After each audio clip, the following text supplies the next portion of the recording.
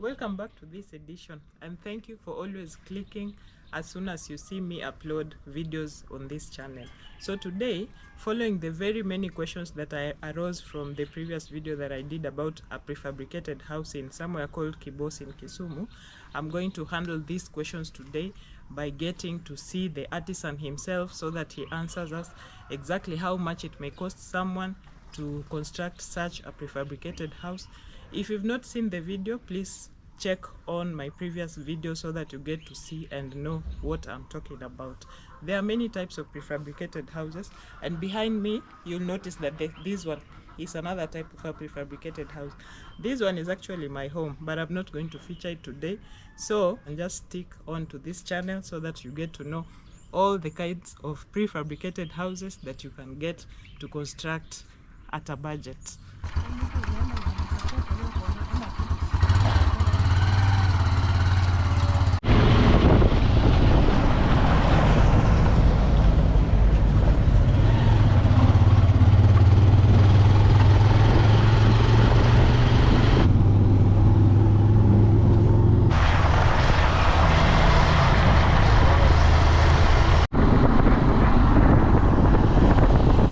Windy as it was, dusty as it was, I eventually made my way through Kondele roundabout. Kondele is a hotspot during political seasons in Kenya, and those who know this place will never pass here during such times. You can witness this from the wall clocks that stand at this place because they remain faceless for the most of their lifetime.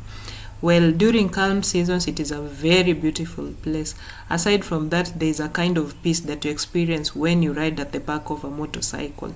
The breeze, the scenes, it is quite different from what I usually experience when I'm riding the motorcycle myself.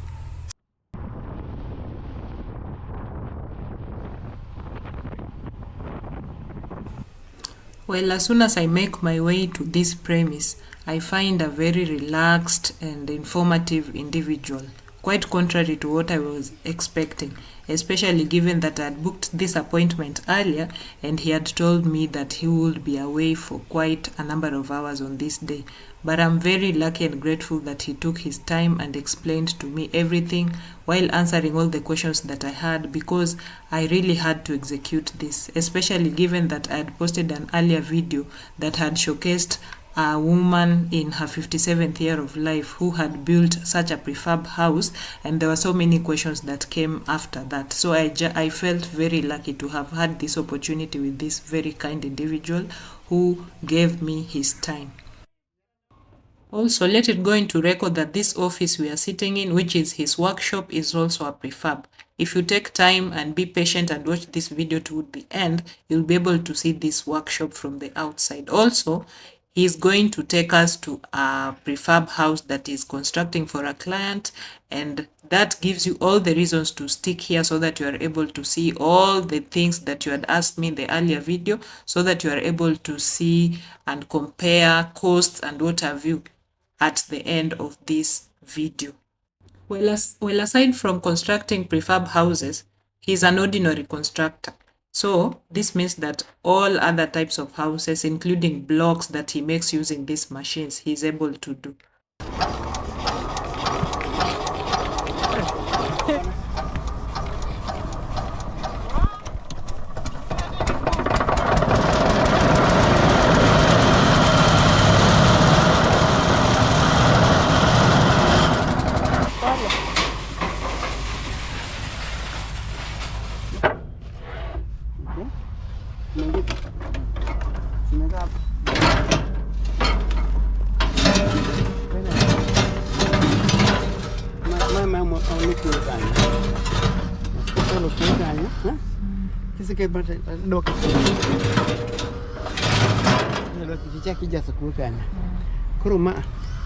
This one itakuja tu hivi. Hii huwa anatakiwa anaenda peke yake. Hii unaenda pande hii.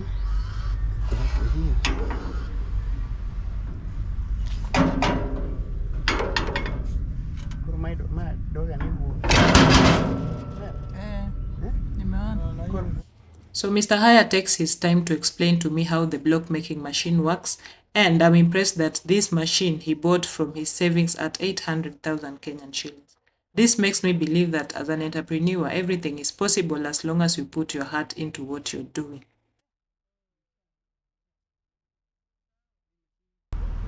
Hii imekaa bado kutengenezwa bado kuharibika. Hata kidogo wewe mwenyewe unaangalia kidogo kwa some rubbers hapo chini. Imewea out. Kini hiyo tunaenda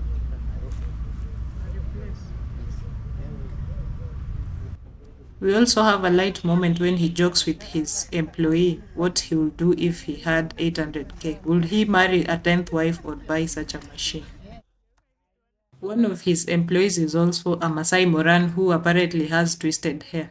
We had a light moment when they joked that this hair was even better than mine.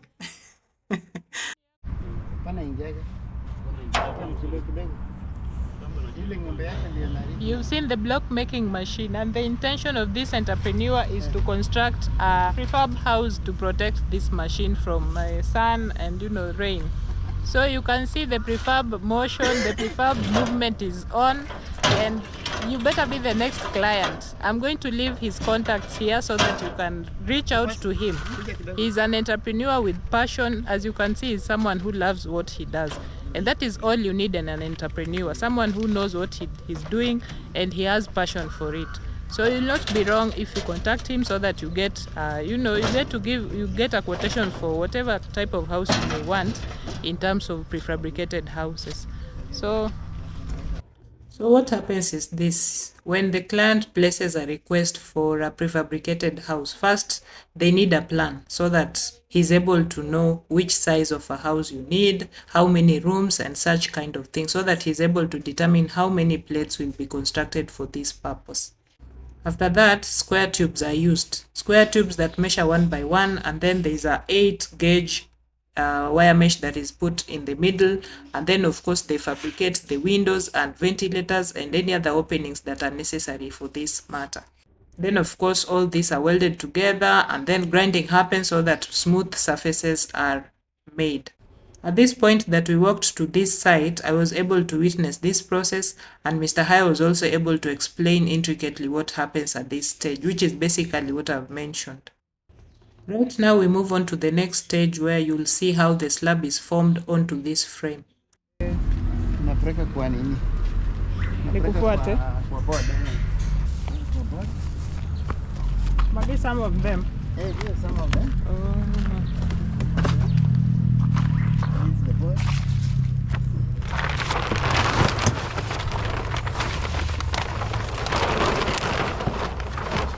So at this stage, you notice already the frames we've just seen earlier have been laid down on a board, and then the mixture of cement and chippings have been put on top so that it bonds together to form the strong plate that will be used as the wall of your house. Cement used here is not ordinary, as he says. He calls it 32.5. I don't know what that means, although he says that this is the kind of cement that is used to construct bridges and even roads in our country.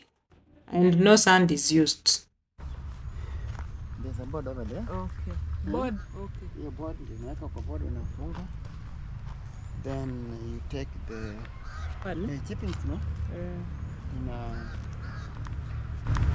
Kuna simiti ya 42.5. We mix with 42.5 cement. Sio ordinary cement. You have 42.5 cement. Na tuko na ordinary cement. Ordinary cement haifanyi kazi sana kwa sababu huwa inavunjika. So this thing when it is complete is 250 kgs. Na kama tuko na chemical ya mix nayo. Then we roll it over this. Okay. We can even roll 10 or 5 per day because it takes a lot of time. It takes about 8 hours to be ready. By hours. Rolling you mean putting the cement over the mesh? Yeah. Yeah, but you oil the timbers, the boards, then you put your fabricated frame, then you put your chippings and cement. Then you roll it. It takes about 8 hours to be. You start by 9, you by saa 11 itakuwa iko tayari. Sio kitu ya kufanya tu na kumaliza. No. Then 21 days From Mr. Haya's explanation, it is clear that this process takes about 2 to 3 weeks to be completed because it takes 21 days for these frames to be fully cured. By curing, he means that after they have been removed from the drying area, they are put in stacks like this so that they are able to be aerated. At the same time, water is poured on them periodically so that they harden slowly, gradually, without cracks.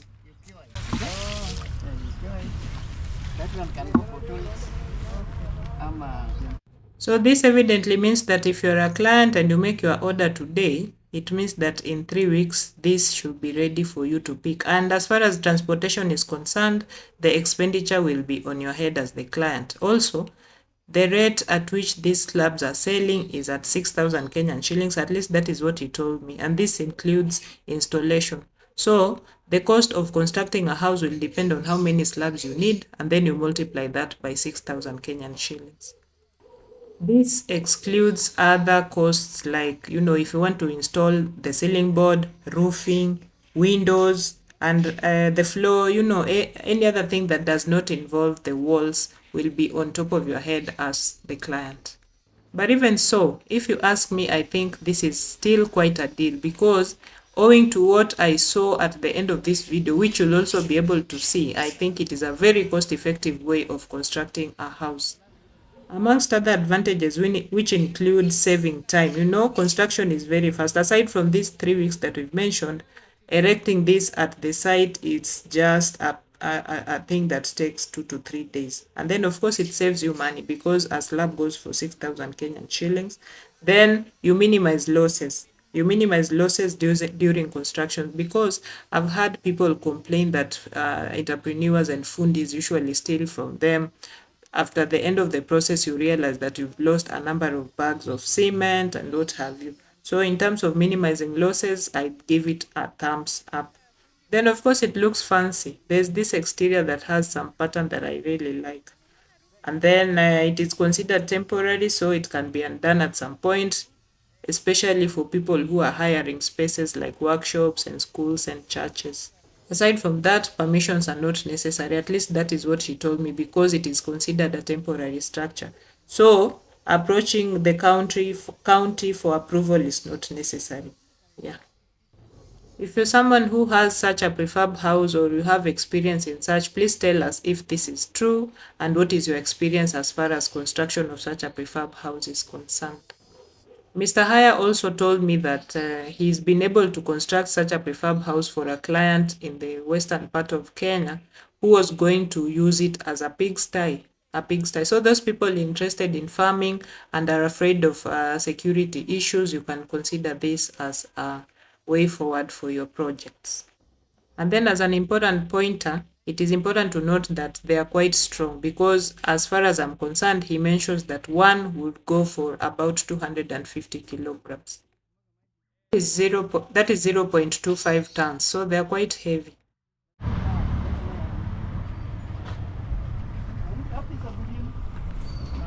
So this workshop is also a prefab house, as you can see. And I'd like to show you a little bit of what can be visible, but then we are moving on to another site, courtesy of Mr. James, who has kindly accepted that we go and see a prefab house that is also in the process of constructing. But in the meantime, you can just have a look at his workshop, which is also made, you preach wine and you preach water and you drink water. You don't preach water and you drink wine. So this is it.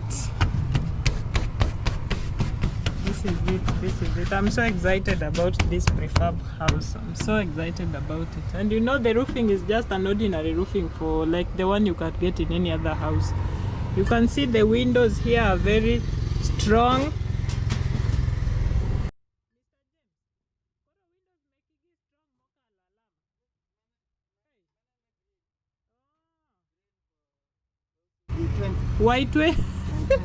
Y20 for security purposes. So you can also use this for a workshop. If you have a workshop that you want to deal with the security issues, then you know where to find such kind of a prefab house with everything else. All the accessories are available here. Contact Mr. James for the same. Yes. A man who knows his work and is very passionate about it. That is one thing that I've noticed about him. So this is the workshop, you can see. All prefab. All prefab. All prefab. This is meant to be the veranda. Oh yeah. So lovely. See. But of course there are things here so that I cannot access it very well. But I'm sure you can see. You can see the connections there. The roofing. Everything is here for you to see. The door.